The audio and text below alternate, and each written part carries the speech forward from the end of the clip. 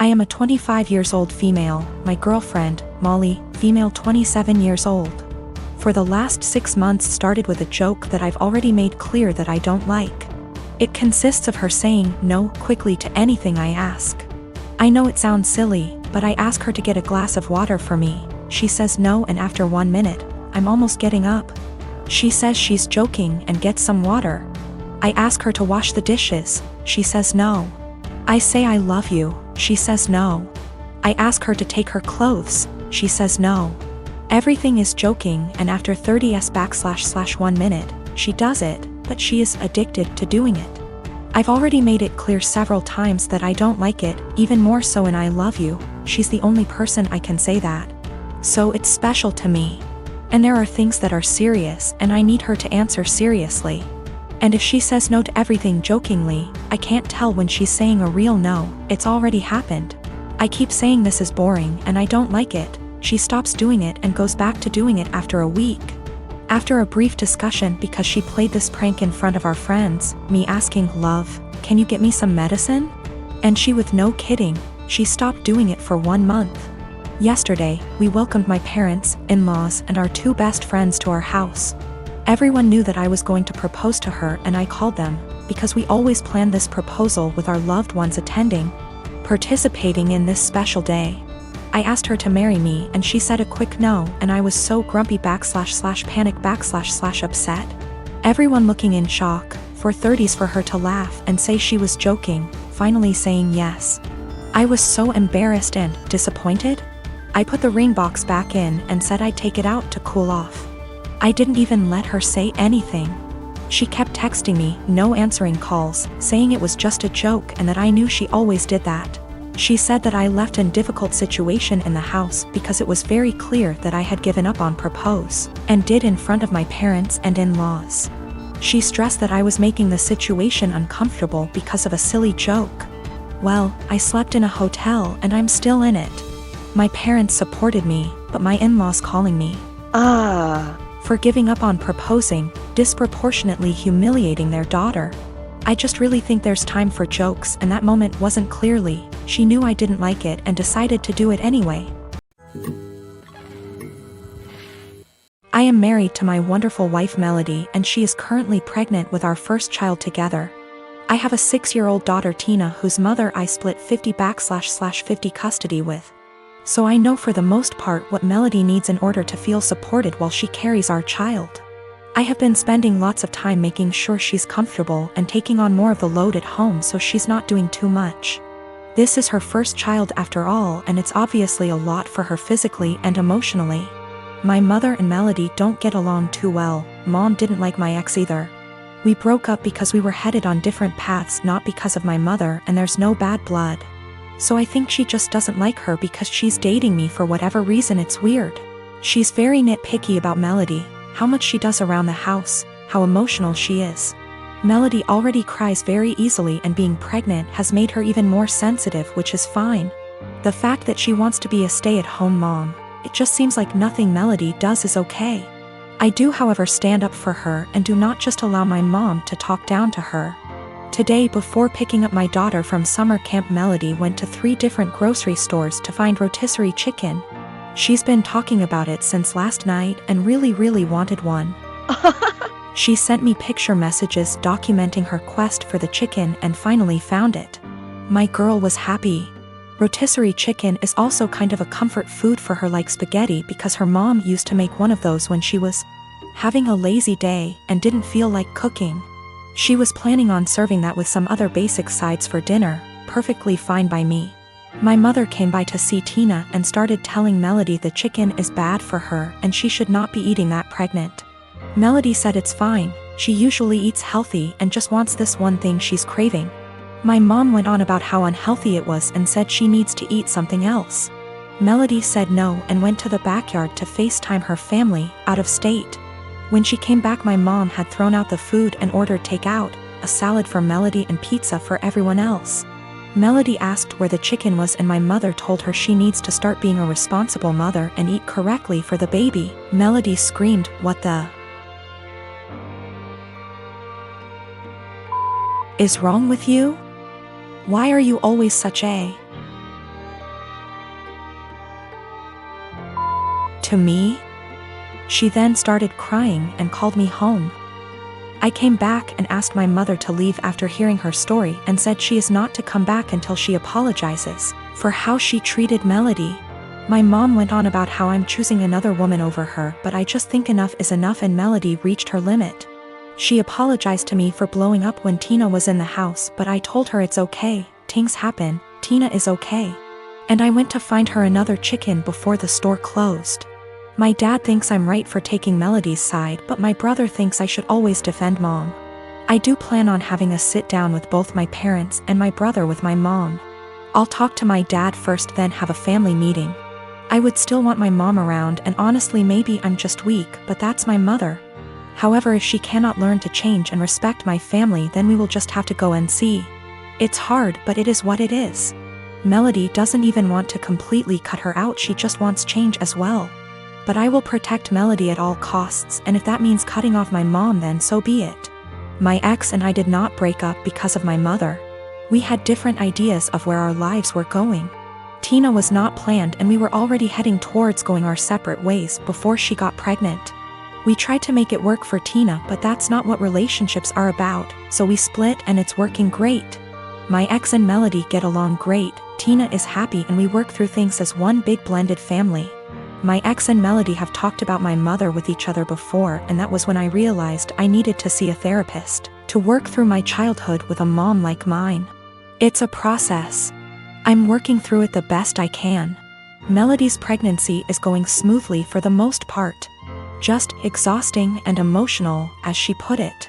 Also, we're having a girl. We had our gender reveal. I did find her another chicken yesterday night after this whole fiasco. I had a 1967 Impala 4-door that I bought in February 2019.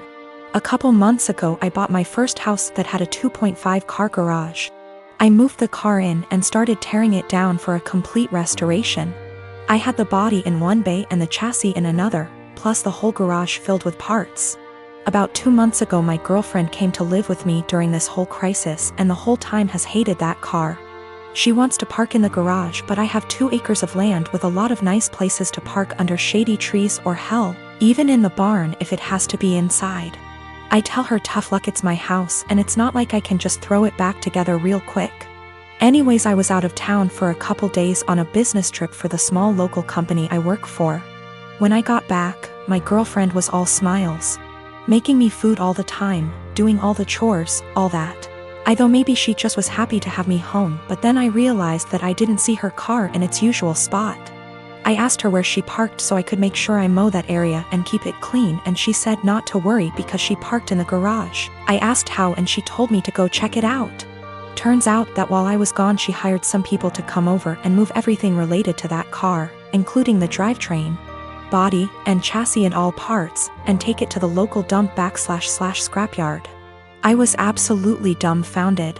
I had spent over $11,000 on that car, including new parts, services, and the car itself. I told her that I was going to be taking her to court for that, and she brushed me off like I was being dramatic. I told her that it's done between us and to pack her things and leave. I admit I was really angry, but I did end up getting a lawyer. And as I have all the receipts for all that money spent, and I have her on my house's security cam footage letting the guys in and watching them take it all, I think I can win. Her family and friends are absolutely blowing me up, saying it's just a stupid old piece of junk, and that she cannot pay back all that money I spent, and that I should just let it go. But I have been putting all my time, effort, and money into that car for 1.5 years now, and god damn it if I am not going to get justice for what she did. I got a call from her mom about 20 minutes ago, and she told me that I was ruining her daughter's life over a stupid car. I told her she ruined her own life. I've been gathering documentation and stuff, and I'm about to head down to the police station and file a report, as suggested by lots here. Went to the police station last night, was told to come back in the morning. Just got back and filed an official report against her for grand larceny and grand theft auto. I showed them all the receipts I had for the car and the footage of her letting the guys come and take it, as well as the title for the vehicle in my name. They said they will be in contact with all 3 parties, me, XGF, and junkyard guys, soon, and they will hopefully be able to recover some or all of the car. Just have to wait now. The junkyard guys apparently were in the middle of hiding it when the police came to ask them questions. It was on a forklift and they were gonna put it on top of a pile of cars that was hidden behind more piles of cars. They said it was theirs and they had the title, but obviously didn't have the title for it, and since they matched the VIN on the chassis and body to the VIN on my title, it was obviously mine. I know at least one person there has been arrested. I think he was in the camera footage I talked about earlier, but if it was the boss or whomever or even his specific charge. They also told me they would be looking into this specific junkyard for any other vehicles reported stolen. They said they haven't been able to get in contact with my ex just yet, but they're working on it. I'm just so glad they found my car. Luckily, I made quite an album of pictures detailing me tearing down the car, and so I can use that to prove what parts they had were mine, so I can hopefully get most or all of it back. Police haven't let me take it back home yet, as they say it is evidence or something, so hopefully I can get it back eventually. Thank you all so much for the support and advice. I am 25 years old, my brother is 22. He lives with me since he moved out of our parents' house. Reasons are irrelevant. I came home to find him with his buddies in my home, getting wasted. I was pissed because he never asked if he could have people over. I'm an adult OP, I can do what I want. Apparently he and his friends were throwing a bullet-dodged party. He had been seeing this girl for a bit. She texted him letting him know that she was pregnant, but planning to abort the baby. She asked if he could financially help her pay for the operation. He blocked her. I was horrified. Apparently he and his brilliant friends decided that she had lied about taking birth control, because it's impossible for women to get pregnant if they're on the pill. I was completely disgusted not only by their ignorance towards birth control and safe sex, but by the fact that he would block a girl and leave her completely on her own to handle a problem that he was at least 50% responsible for. I told him, in these exact words, pack your shit and get the out. Obviously more than this has happened in the past. But this was my breaking point. I had tried so hard to bend over backwards for my baby brother. House him when he was homeless, help him get a job, give him rides, only for him to turn out like that? Nope. So anyways, he and his friends stood there like they didn't think I was serious. I said again, all of you get the out. I don't want to see any of you here again. I told him in no uncertain terms that he needed to collect his things and leave. If he was old enough to make big boy decisions, he was old enough to find a place on his own. He straight up said no. So I lost my temper. I grabbed as much of his stuff as I could, crammed it into a suitcase, and put / through the suitcase outside. I shouted that if he didn't leave I would call the police. Fast forward tears and begging, he was finally out. That night I got several messages that I was heartless for making him homeless. The pregnancy wasn't his fault because, 1, it was an accident. 2, they weren't a serious couple, so he has no reason to help her. 3, she should have been more careful. I called bull, and said I would never allow someone with that sick mindset live under my roof. I said that he is not my brother and I don't want anything to do with him. My parents, my aunts, and some cousins are with me, but that leaves about 3 / 4 of the family against me. They think that I should support him because he is my brother. I should have given him time. He's not on the lease BTW. And he was supposed to pay rent but often didn't, and the punishment just didn't fit the crime. I am currently trying to track the girl down.